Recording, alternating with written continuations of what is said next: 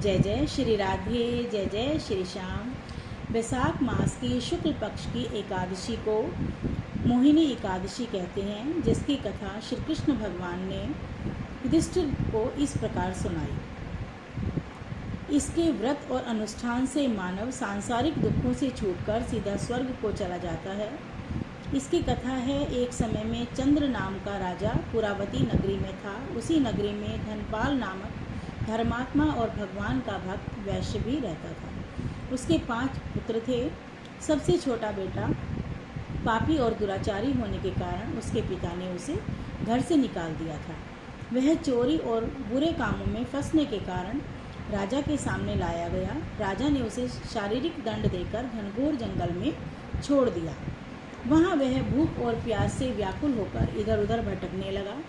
भटकते हुए उसका मन प्रभु को याद करने लगा। उसने भगवान से प्रार्थना की कि हे प्रभु, मेरा उद्धार करो, मैं अब कोई भी बुरा काम नहीं करूँगा।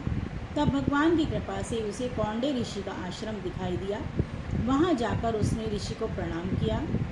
महात्मा ने आए हुए अतिथि का पूरा सत्कार किया और कंदमूल फल खाने को दिए। खाने पीने के बाद उसने महात्मा से प्रार्थना की कि हे प्रभु, मैं अपने किए हुए कर्मों पर बहुत अधिक शर्मिंदा हूँ और उनका फल पा रहा हूँ। कृपा कर ऐसा कोई उपाय बतलाने का कष्ट करें जिससे इन दुखों का निदान हो सके। महामुनि ने कहा, वैशाख शुक्ला मोहिनी एकादशी को विधि पूर्वक व्रत करने से सब प्रकार के दुख और संताप छूट जाते हैं और अंत समय में स्वर्ग मिलता है।